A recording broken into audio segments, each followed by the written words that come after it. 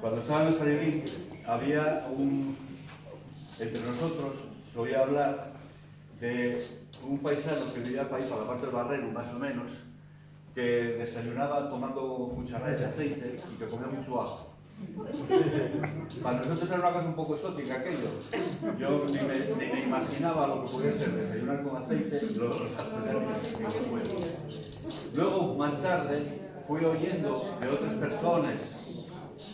Luego fui oyendo de otras personas en ese entorno que hacían gimnasia, que estudiaban Esperanto, que eran naturistas, que recomendaban a la gente que tomara el sol y en la medida de lo posible, incluso algunos de ellos eran nudistas. Pero eso era solamente la parte superficial de la historia. Luego ya me entero que por debajo había toda una corriente que era la corriente que representaba la CNT.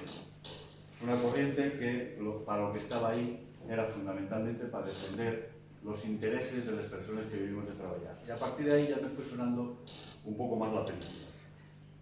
Y aparece, luego, cuando yo empiezo de niño, un poco menos niño, a meterme en líos, cuando mi padre me reñía por ser revoltoso, en el sentido más excéntrico de la expresión, empezamos a parar algunos por aquí, por un ateneo que había justo detrás de nosotros, a nuestra espalda, en la calle que se llama ahora calle Marqués de Bolarque. Ahí había un ateneo donde había un paisano que, imaginaos, mirad las fotos, era un paisano firme, puesto con los pies en la tierra, asentado en sus ideas, asentado en su convencimiento y capaz de pelear por ellas con quien hiciera falta. Pero a la par, un paisano que discutía, peleaba, polemizaba, pero era extremadamente caballeroso. Jamás en la vida faltó al respeto a nadie. Y a partir de aquí ya vamos sacando por ahí información de otras cosas y más adelante, de cuando alguien pone en mis manos la autobiografía de Aquilino, y os explico bien cómo figura en el libro. Aquilino escribió o dictó, para que alguien lo mecanografiara, él escribió algo a máquina, pero parece ser que buscó ayuda en este sentido, hizo una recopilación de lo que él iba recordando, y hay que tener en cuenta que Aquilino no pudo nunca ir a la escuela. A los 12 años ya estaba trabajando con los albañiles. Eso no lo olvidó jamás en la vida. Siempre decía lo duro que había sido el trabajo. Y claro, al empezar a los 12 años con los albañiles, poco pudo ir a la escuela. Sin embargo, lo que hizo fue formarse muy profundamente y al final llegó a ser una persona con tanta capacidad que escribía en prácticamente todas las publicaciones sobre él que se ponían a tiro, y escribía de vez en cuando también, luego ya, después de que acabó la dictadura, en algunos periódicos comerciales. Y aquí, estamos hoy aquí precisamente porque Aquilino colaboró mucho con la Sociedad de Festejos de San Pedro y escribía con mucha regularidad en el portfolio de las fiestas. Si os fijáis en el libro, al final de todo, en las últimas páginas, aparece el último artículo que dejó escrito Aquilino para el portfolio de las fiestas. Entonces, cuesta un poco explicarlo a la gente de fuera que no entiende muy bien lo que yo langreo, porque en un portfolio donde se habla de fiestas, de los fuegos artificiales, de la reina y todas esas cosas, Aquilino publica un artículo a título póstumo que se titula Melquiades Álvarez y la bola de 17 Asturias. Tela para un portfolio. Porque Aquilino siempre tenía en la cabeza las cuestiones sociales. La afirmación de que era caballeroso y de que polemizaba con quien fuera susténtase sobre varios hechos. Por ejemplo, la primera vez que él dice que escribe en un periódico, escribe en El Comercio, para explicar de su puño y letra que él no pegó a Venceslao Carrillo, que tuvieron una discusión pero que no pegó. La cuestión de la polémica viene luego en otros temas, por ejemplo, ¿no? Escribe en septiembre de 1969, escribe a Vivaldo Solano, que entonces era el máximo líder del POUM, que estaba en el exilio en Francia, y en la carta se lee un párrafo que dice: estos días estuve algo ocupado con un trabajo de demostración de unos errores de gran bulto que aparecen en un libro que lleva por título El movimiento obrero en Asturias, el cual lo ha hecho un joven catedrático de la Universidad de Oviedo, cuyos informes sobre aquel me dicen que es de tendencia socialista. Está refiriéndose al recientemente fallecido David Ruiz, que también era un hombre que gustaba la polémica. Parece ser que el joven catedrático sí hizo algo de caso a Quirino, porque en otra carta, casi un año después, escribe otra vez a Videvaldo, él siempre empezaba la carta de la misma manera, querido sobrino, que era una herencia de los años de la clandestinidad, luego os explico de qué va esto. Y entonces escribe otra vez a Videvaldo y cuenta cómo recibió la visita de dos jóvenes de la Universidad de Oviedo. El uno era Antonio Masí, que se suscribía a la revista turística, es decir, él se refería en la carta como revista turística a La Batalla, que era el órgano clandestino del POU, y escribe en la carta a la dirección de Madrid, a la cual tiene que mandar a Antonio Masí La Batalla en la dirección en Madrid. Y sigue. El otro trabaja en la universidad junto a David Ruiz, el autor del movimiento obrero de Asturias, a cuyo contenido he señalado yo muchos errores y que él desea verme para que se los señale. Porque además de este afán polémico y de puntualizar todo lo que competía, tiene que ver con que Aquilino tenía una memoria prodigiosa. Todo el mundo que lo conoció, que habló con él de cosas, incluso en los propios cartes, ve esa puntualidad, esa precisión en las cosas que cuenta. También, como no podía ser de otra manera, tuvo una dura polémica con los hermanos dominicos de la Felguera, porque, para el que no lo sepa, la justicia, en su momento, y luego hablaremos de qué era esto del Centro Social de la Justicia, estaba ubicado en el sitio donde ahora están emplazados los hermanos dominicos. Y durante mucho tiempo Aquilino estuvo polemizando con ellos, exigiendo la devolución del patrimonio sindical que ellos habían encontrado. Y no fue blando en eso. Sin embargo, el hecho de que aunque fuera duro en algunas ocasiones en la polémica, no significaba que no fuera respetuoso cuando discutía con cualquier persona. En el libro se repasa prácticamente toda la historia del movimiento de la Felguera, que ya tanto como decir el de Asturias. Hay que tener en cuenta que la siderurgia de la Felguera fue lo más importante que hubo en Asturias, en España durante mucho tiempo. La empresa Duro y Compañía se constituye en el año 1857 y al poco tiempo ya está viendo vuelves historias propias de cualquier ciudad industrial, puesto que la contradicción entre los intereses de los trabajadores y los intereses de los propietarios siempre a veces entran en colisión.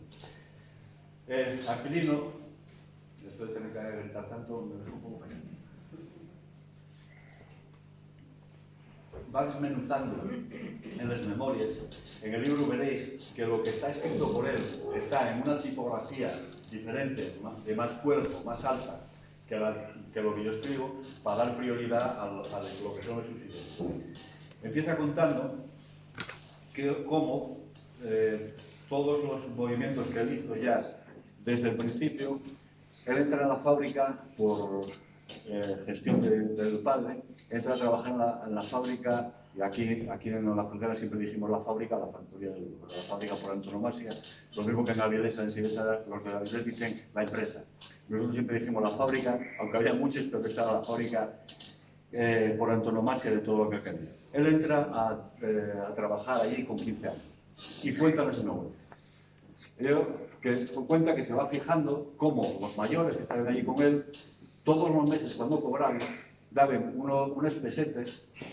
Acordaos que la peseta era una moneda que teníamos antes, era el patrón monetario que teníamos, no hace mucho. Daban unas pesetas para sustento de una asociación que se llamaba La Justicia, que era ni más ni menos que una asociación de ayuda mutua. Los trabajadores en un principio iban asociándose por proximidad para defenderse de los tropelías que podían cometer los patronos, o para ayudarse en casos de necesidad, o para sustentar aquellos problemas económicos que pudiera haber.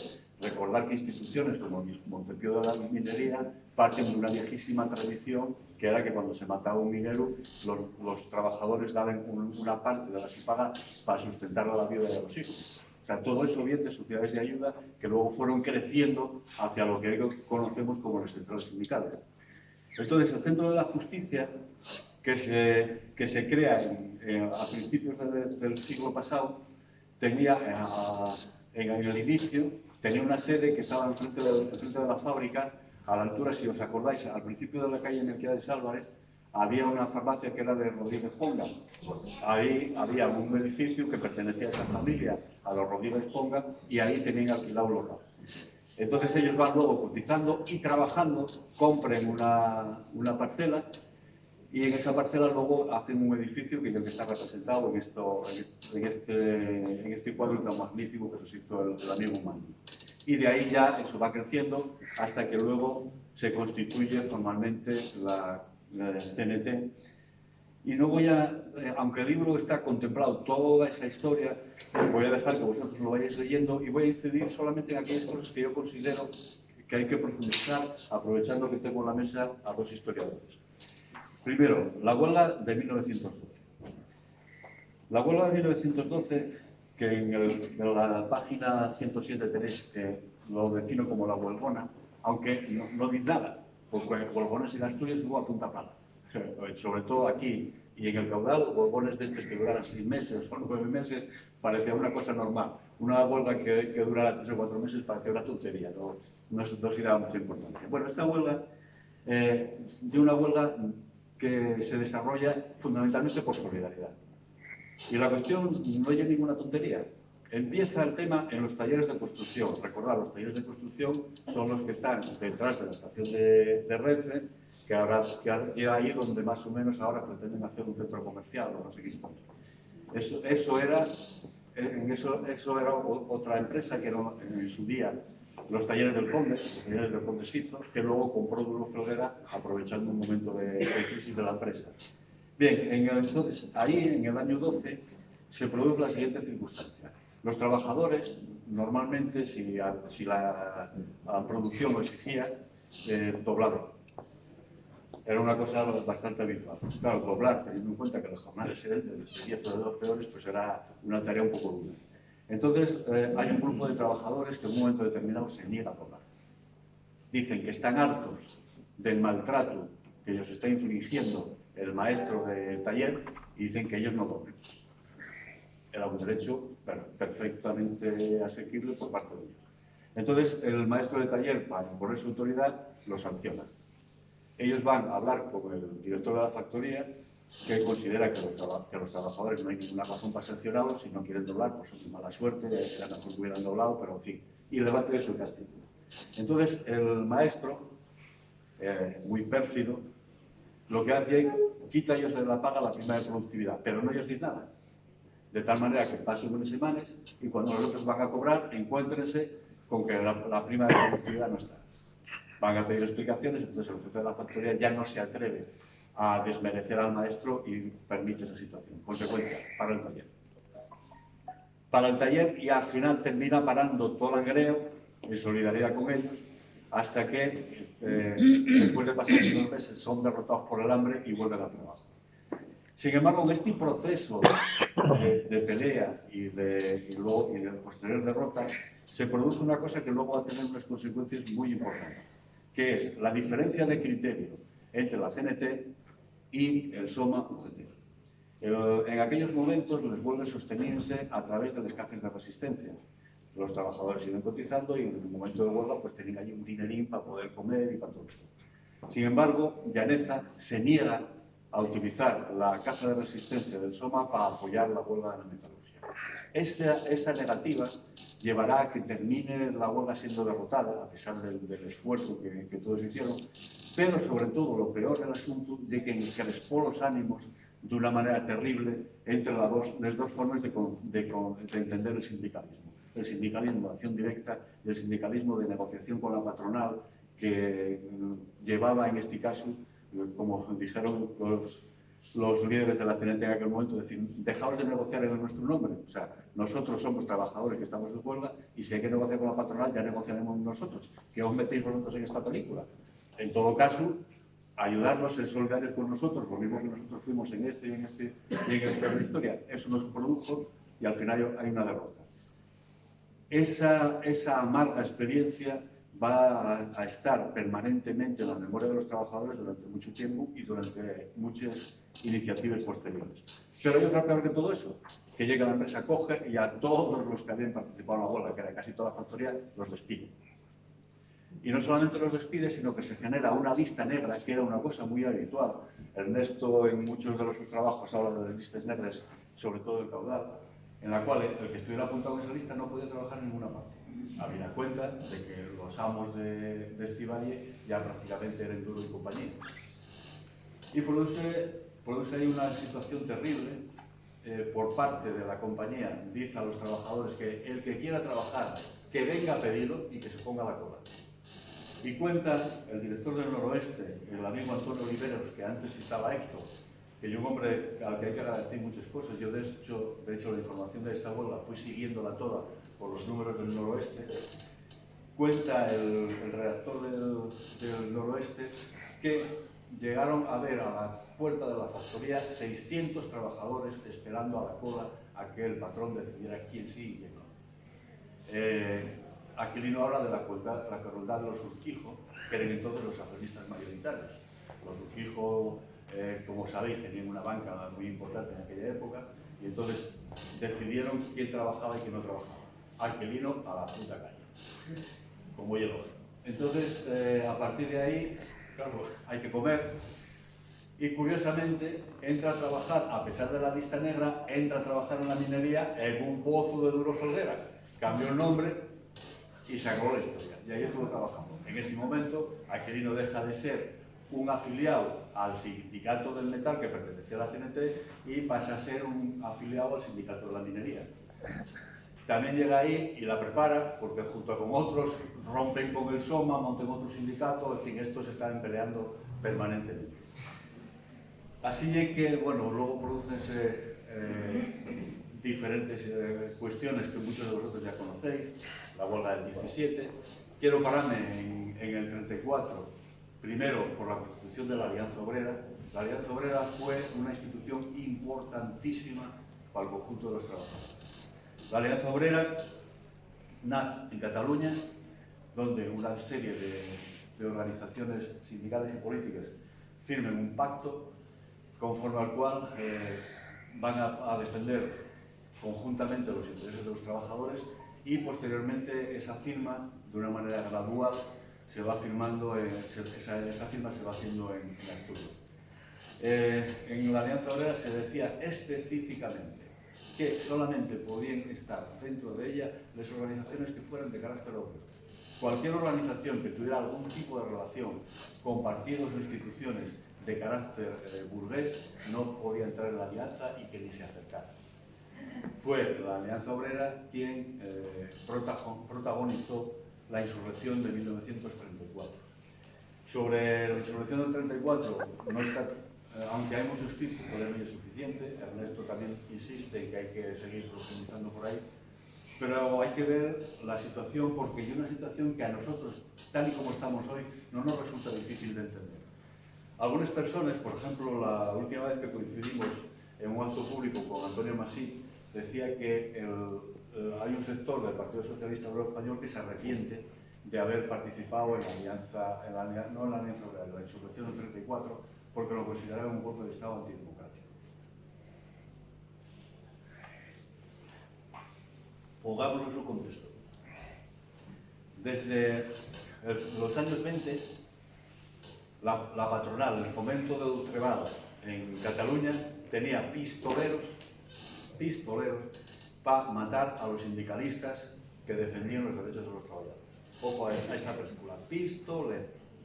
Y con ellos estaba dirigiéndolo un militar que se llamaba Martínez Anido, que tenía un paralelismo curioso con otro militar, un tal Francisco Franco, que conocimos luego. Era del Ferrol, procedían los dos de África, eran muy amigos, y Martínez Anido llegó a ser ministro del Interior con Franco.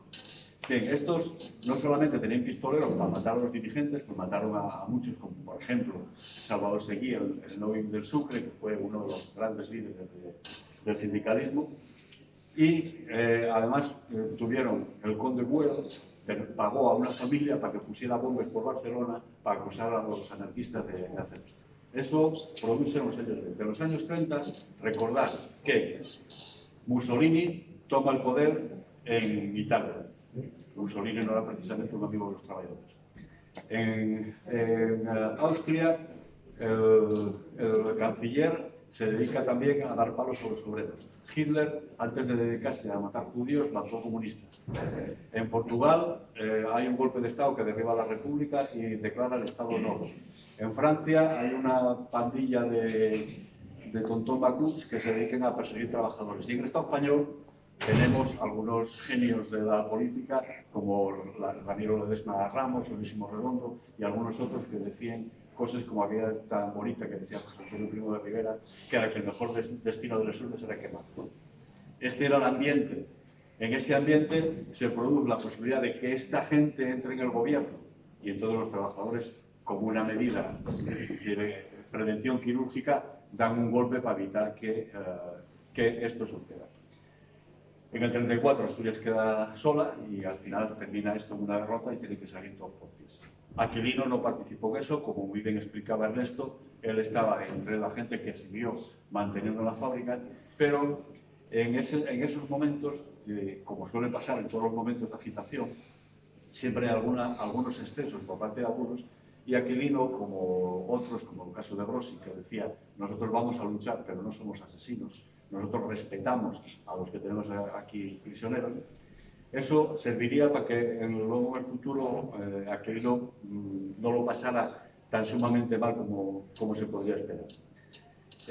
A pesar de todo, cuando entren los propios golpistas el 22 de octubre del 37 en la Zorrera, un mes después lo detienen y va de boca en boca de una cárcel a otra.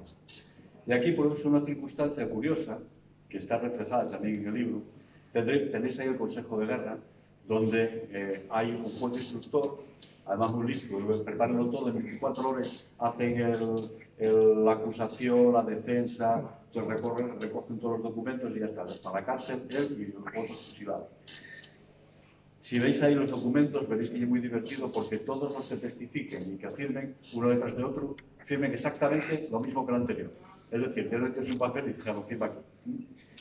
Pero produce una circunstancia que es que ante lo que estaba pasando a Aquilino en aquel momento, pues malos tratos, de cárcel en cárcel, la mujer se mueve y consigue que algunas personalidades de la derecha felguerina testifiquen en su favor, por escrito. Y tenéis aquí dos documentos muy curiosos. En la página 143, uno firmado por dos padres dominicos, con los cuales luego polemizaría. Y en la página 144, otro firmado por otras personalidades con apellidos ilustres, entre los cuales estaba un Esteban Recé, que seguramente algunos de vosotros conoceréis. Después de eso, al poco tiempo, ya cuando unos años después sale de la cárcel, inmediatamente Aquilino vuelve otra vez a la actividad y tiene la suerte de poder vivir lo suficiente para pasarles banderas a los compañeros de la CNT que estuvieron con él y, como decía él, se emocionó cuando ellos pasaron. Y por otra parte pudo presidir el primer meeting autorizado, que no legal, el primer meeting autorizado de la CNT en el Estado español. Fue la primera vez que la CNT apareció en público, fue en la Felguera y fue en la sala de fiestas Manacor, que todos conocéis. Allí Aquilino, acompañado de Lutero Quintanilla, Antonio Bermejo, Ramón Albert Palomo, José Manuel Barreal, que nos acompaña, pudo ver todo esto y vivir el tiempo suficiente como para ver que se empezaba a reconstruir el sindicato por el cual él tanto había luchado. En el año 79, como nos va a pasar a todos, pues termina la vida de Aquilino. Sin embargo, antes del final de su vida, deja por escrito un testamento sobre la última voluntad de lo que él quiere que se haga, y deja suficientemente claro que él no cree en la Iglesia Católica y otras supersticiones, que pide que se haga un entierro civil, y además una cosa curiosa, que deja escrito en qué periódicos tenía que publicar su esquela. En aquel momento, la prensa en línea general es la prensa del movimiento, y él dice que se haga la esquela en el único periódico que él consideraba en aquel momento liberal, que era el Voz de Asturias.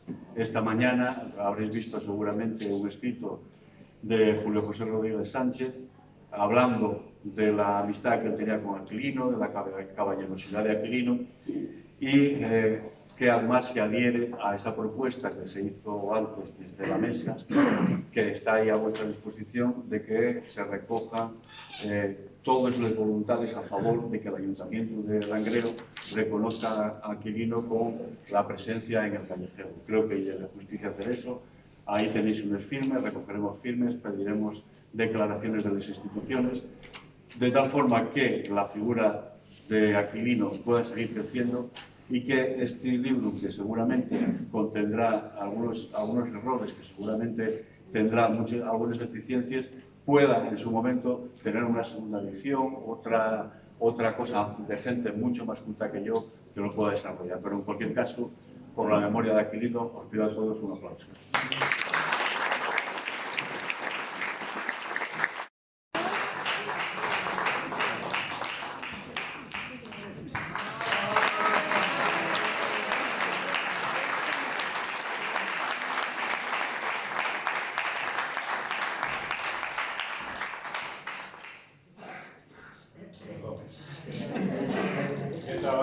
Físicamente, mecanografiando y lo que hiciera falta. Este libro también tiene una persona que lo impulsó y que es el amigo Leonardo Borque.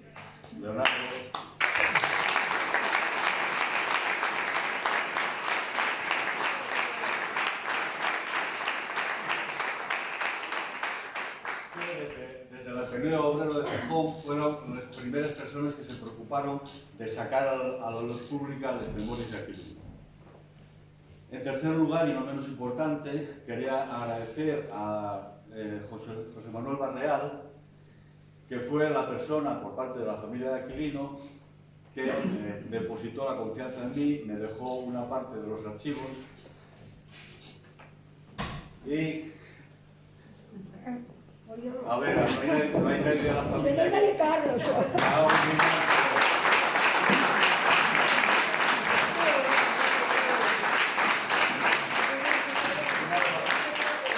Una familia más larga que yo que sé, y al final no parece nadie por aquí.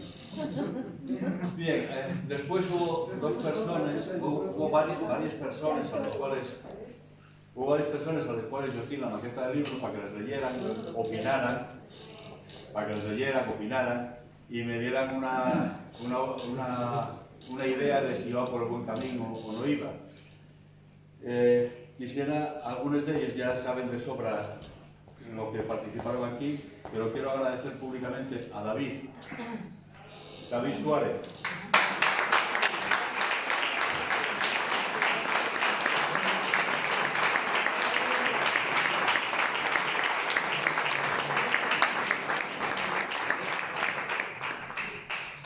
Y a mi querida amiga Pepi. Pepi, ¿dónde estás?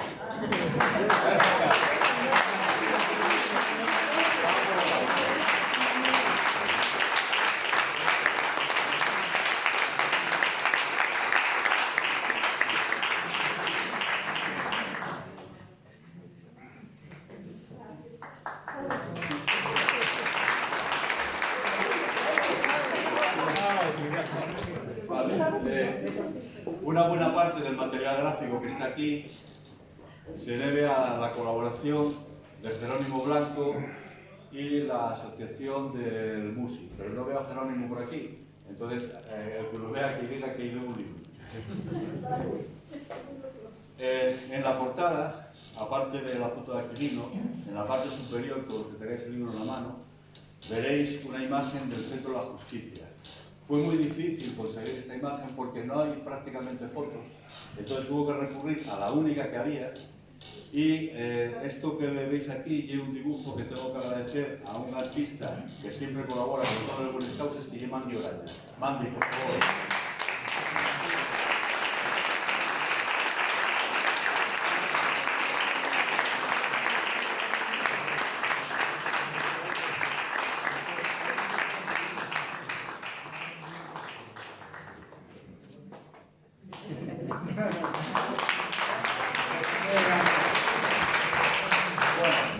Tenía que leer otro mismo arrastro, pero ya un poquito él, entonces dejámoslo así. Bien. ¿Por qué razón este libro sobre Aquilino? Cuando yo estaba estudiando el 3 de marzo, abrí una botella de champán. Por fin, después de un periodo larguísimo, de una gestación bastante dolorosa, tenía en las manos este libro.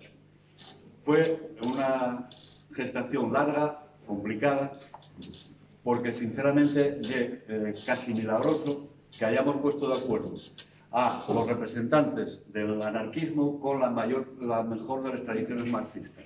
Es decir, dos corrientes ideológicas que durante algún cierto tiempo fueron en paralelo y otras veces chocaron.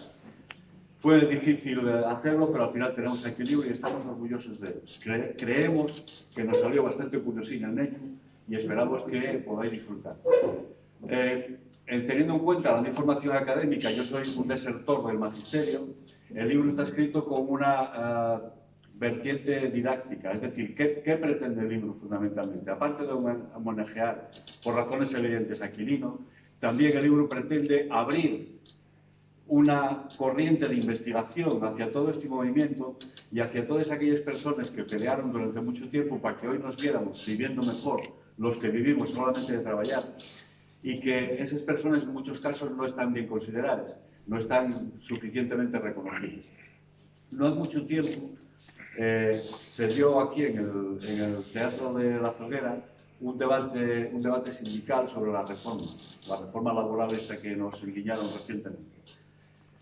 Yo fui allí y no pensaba intervenir porque todos los que estaban allí eran acólitos de las dos organizaciones que están en la tribuna, pero hubo una cosa que me rebotó como si me hubieran pegado una pata en el hígado, cuando el representante de una central sindical dice: nosotros, las centrales sindicales, estamos trabajando mucho y resulta que nadie ni nos paga ni nos lo agradece. Me cago en mi estado. Vamos a ver.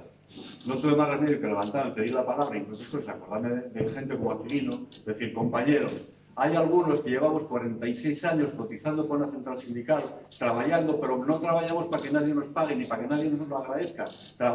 Yo trabajo por mí y por todos mis compañeros. Y eso mismo hizo Aquilino. Aquilino trabajó 12 horas diarias y cuando salía iba a la central sindical en la que militaba y hacía todo lo posible por estar allí con los compañeros. Ese es el verdadero espíritu de la gente que quiera hacer algo por su clase. Los otros son burócratas que no pinten nada en esta historia y que lo único que hacen es pactar muchas veces a las nuestras espaldas. Entonces, estoy contento de que el libro haya salido para adelante, pero el libro no salió solo, de por sí. Hay toda una serie de personas que colaboraron, que nos ayudaron en todo esto, y quería ir llamándoles y que hicieran el favor de venir hasta aquí, que queremos darles un librín para que lo tengan de recuerdo. Entonces, si no hay mucha molestia, y pudierais ir viniendo, agradecería que viniera Lourdes, que me ayudó en la escritura del libro, que trabajó.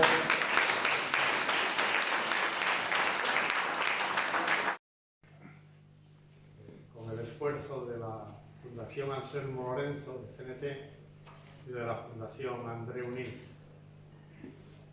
que son las que han sacado adelante este libro escrito por Miguel Ángel. Decir que Aquilino era un obrero luchador y solidario, era un buen hombre, no es descubrir nada nuevo. Decir que era amante de la cultura, que como amante de la cultura que era, y del conocimiento, tuvo escondida su biblioteca para que no fuese pasto de las llamas franquistas. En una época en la que el franquismo cambió la cultura por la religión y los libros por el catecismo.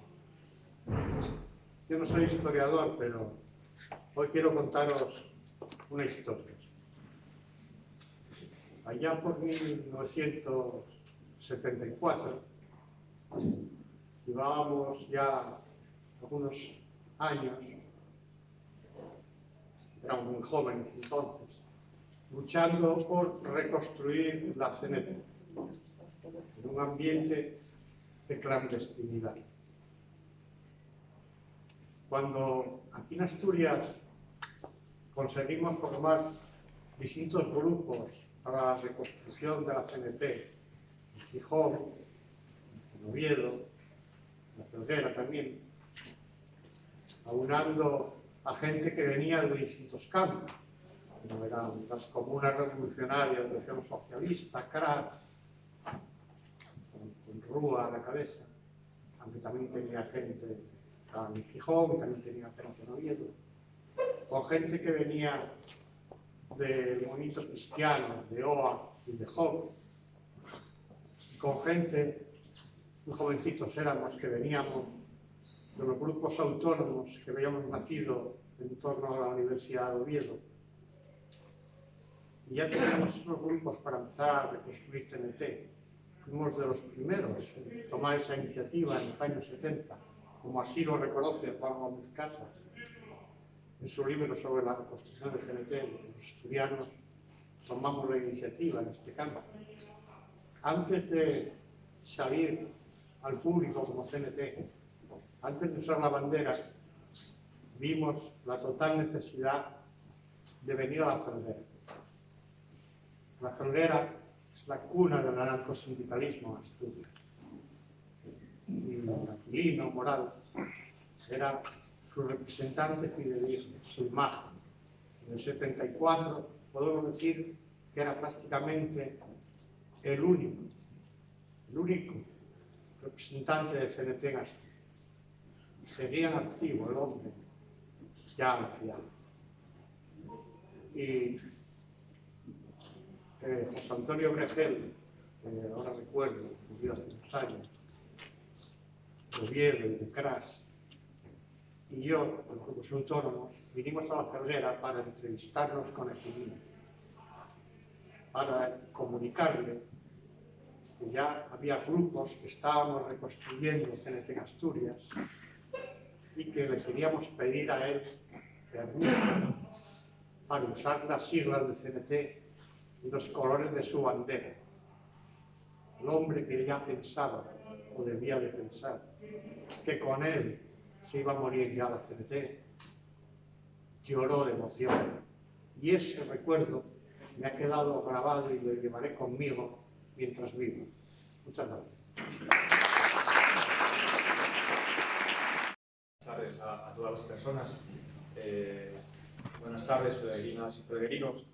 La importancia de este acto está en darnos la posibilidad de recordar la figura de aquellas y aquellos que, como Aquilino, fueron capaces de situar a la Felguera en la vanguardia del movimiento obrero europeo.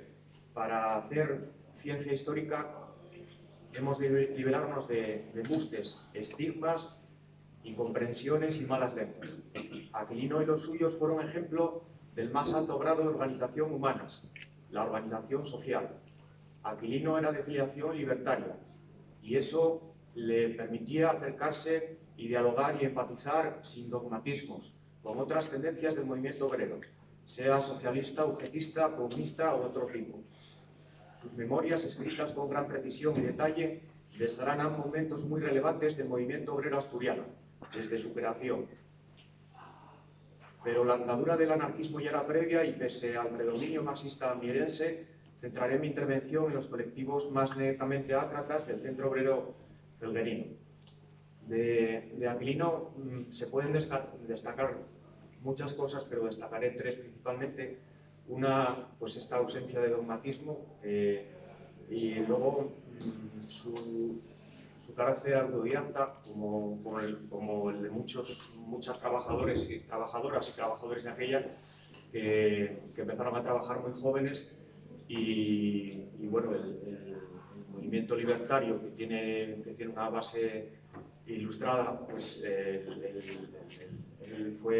se formó a sí mismo y eso yo creo que se puede extender a toda aquella clase obrera asturiana, que era una clase muy leída y que destacaba como una de las más combativas de España.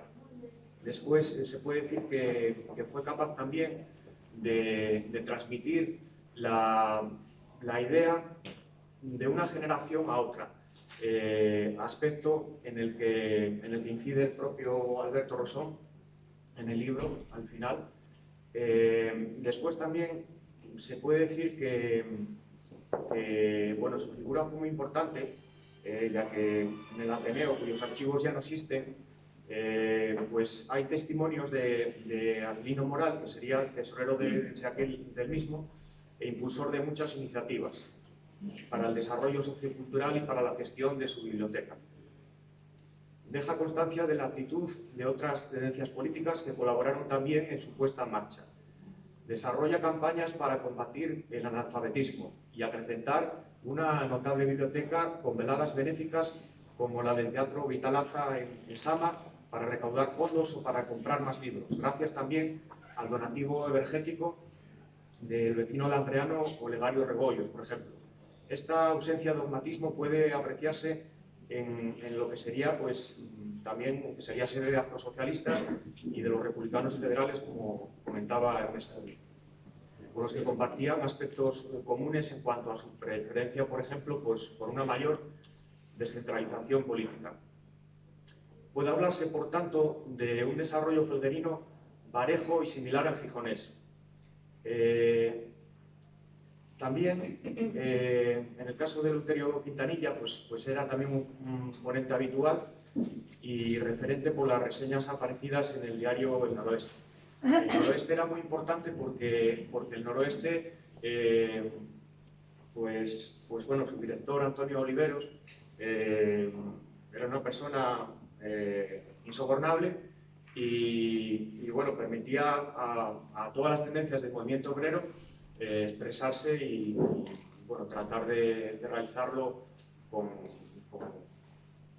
el mayor ajuste a la verdad posible.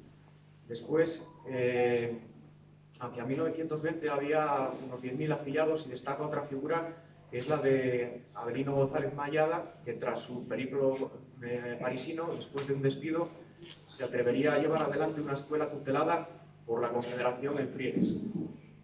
En el Nalón destacan por su impulso al Ateneo Obrero Libertario Herminio Prieto, Aquilino Rodríguez, José Antuñas, Jimino Ayer, Teófilo Rodríguez, Felipe Menéndez, los hermanos Geijo, Jerónimo Riera, Ramón Suárez y muchos otros. Hoy el capitalismo sigue siendo el problema. Se puede llevar a la humanidad a un descomunal colapso ambiental, militar, atómico, nuclear, etc. De manera que estas prácticas antiimperialistas, federalizantes de corte propotenista y muchas otras más son más necesarias que nunca en nuestra tierra y en el mundo. Por otro lado, las prácticas libertarias definidas por la acción hace ya mucho tiempo que desbordan muchas veces los cauces orgánicos y no solo asumen estos para encauzarse en toda una red de personas anónimas y colectivos que a nivel local y global beben de modos y prácticas libertarias contemporáneas. Las ideas de las mujeres y hombres como Aquilino, los olvidados de los olvidados, están presentes en todos los continentes y países del mundo. Siguen vivas. La esencia misma de estas es contraria al narcisismo, al culto a la personalidad o a la heroización del líder. Valores tan de moda en nuestros tiempos, tan amplificados por las redes sociales, tan dadas a una egolatría delirante. Por eso, estos obreros llenos de sano altruismo merecen un apartado destacado, como seguro merecerían miles de ellas más, asturianas y asturianos, y sus biografías darían para varias novelas, tesis doctorales o buenos guiones cinematográficos. No dudéis ni un momento que Aquilino y todas aquellas personas luchadoras de las primeras organizaciones obreras estaban en el lado adecuado de la historia. El objetivo sigue siendo el mismo, antes y ahora, la capacidad de convivir armónicamente, la libertad con mayúsculas y la fraternidad universal. Y bueno, muchas gracias a todos.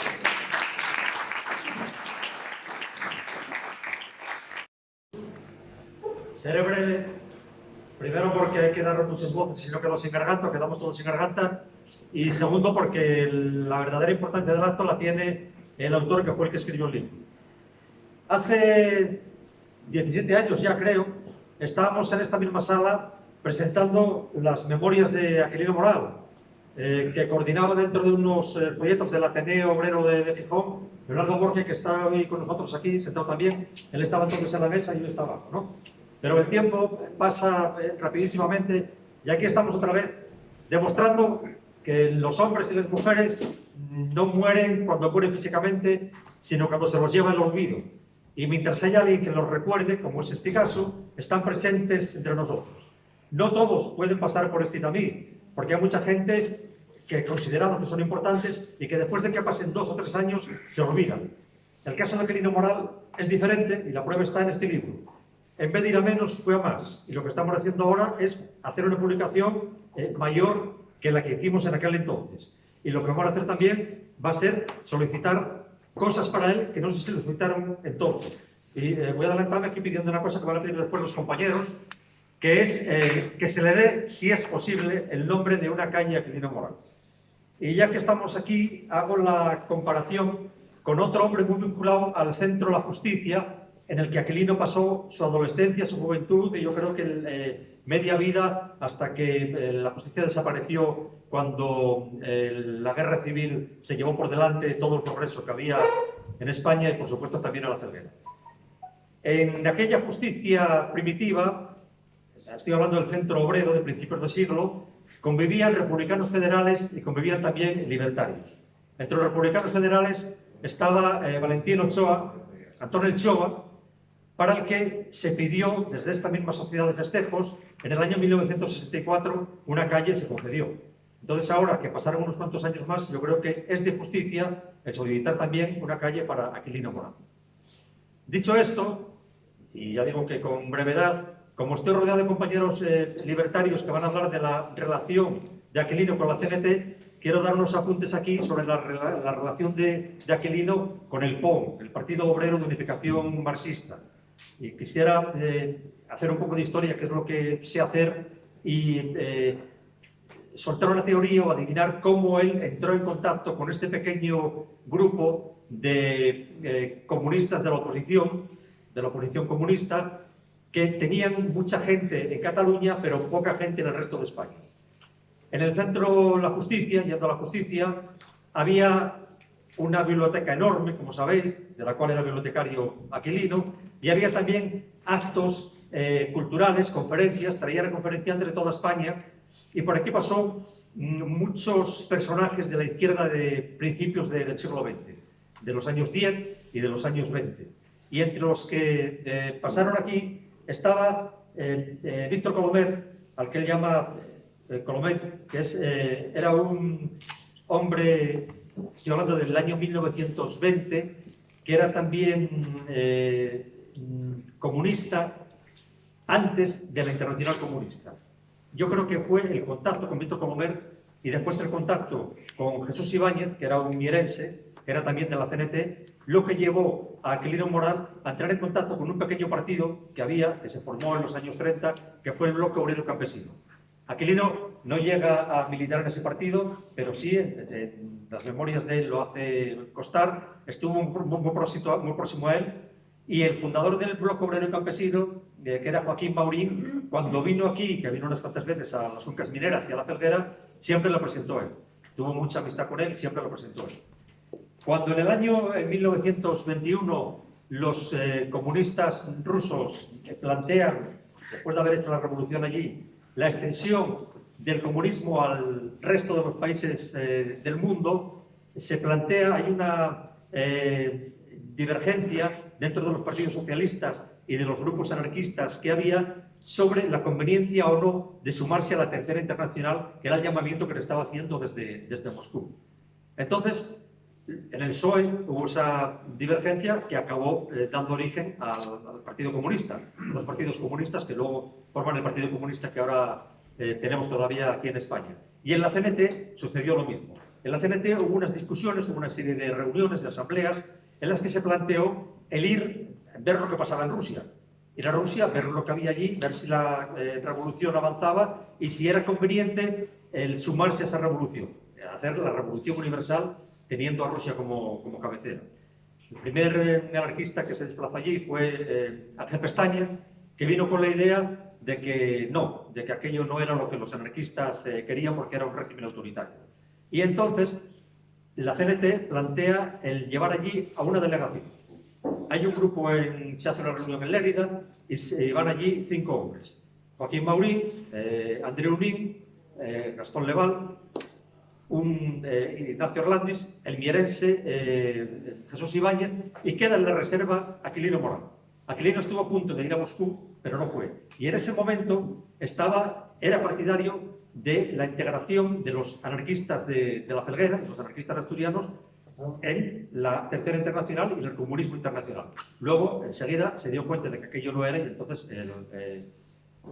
dio marcha atrás. Así todo, cuando el Bloque Obrero y Campesino, el grupo en el que estaba él, se fusiona con la izquierda comunista de Andreu Unín y forman el Partido Obrero de Unificación Marxista, estoy hablando ya del año 35, uno de los hombres que va a entrar en el POU va a ser Aquilino Morán. Y él va a mantener esa militancia durante la guerra y durante la transición y prácticamente pues hasta el momento de su muerte, siendo uno de los pocos asturianos que estaban en ese partido. Hay siendo muy rápido porque tampoco me voy a enrollar aquí, una cosa que quiero decir que es el comportamiento de Aquilino durante la Revolución de Octubre del 34, durante la Guerra Civil. Aquilino va a estar en la cárcel después de la Guerra Civil y sin embargo Aquilino va a tener una diferencia con los hombres de acción que había aquí en la justicia, en la Felguera, Celesto Topu, Onofre Tirador, sobre todo Higinio Carracero, ¿no? Él no va a estar en esa línea, no va a estar en el frente, porque en las 2 ocasiones va a pertenecer a lo que se llama el Comité de Fábrica en la Guerra Civil. No tenía ese nombre en el 34, pero la función que él tuvo entonces fue el trabajar manteniendo los hornos de Duro Felguera. Él estuvo aquí y por eso lo detuvieron después. Y no fue un trabajo fácil tampoco. En las memorias cuenta que durante la Guerra Civil estuvo trabajando 12 horas al día, manteniendo el horno, lo cual no le valió a lo mejor para que no lo fusilaran, pero no para entrar a la cárcel, porque cuando llega la Guerra Civil lo cogen y lo mandan a la cárcel.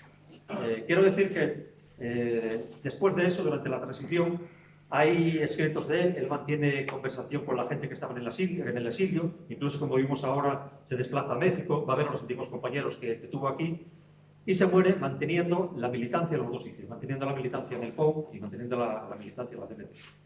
Quería contar más cosas, pero si luego surge un debate y hay un poquitín de coloquio, pues les cuento entonces. Si no, muchas gracias y paso la palabra al compañero Héctor Sánchez de la CNT.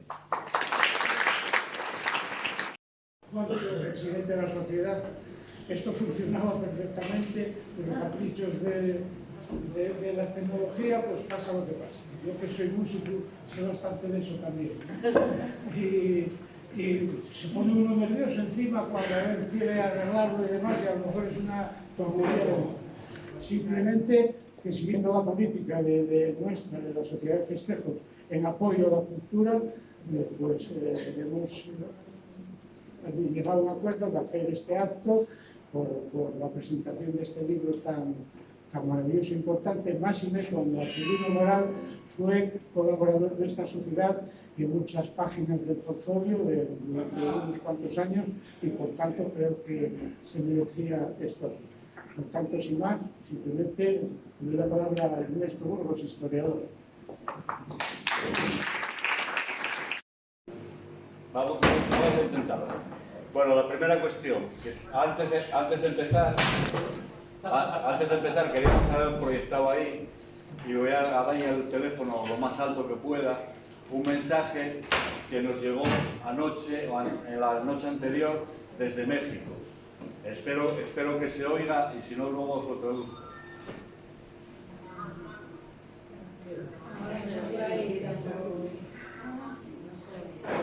Un momentito, que en esta vida con paciencia.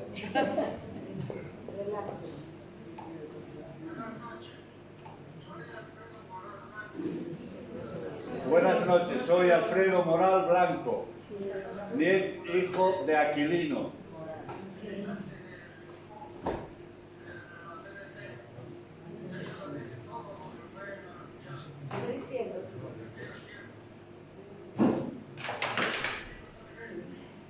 Soy hijo de Aquilino, militante del POU y de la CNT, lo que dice mucho de lo que fue su lucha en aquellos tiempos. Estuvo en México 3 o 4 veces y aquí se reunió con Fonseca, Onofre y otros. Dailes gracias al tipo este del barrio Pilar que escribió el libro. Y que encantado de estar con todos vosotros. ¿Vale?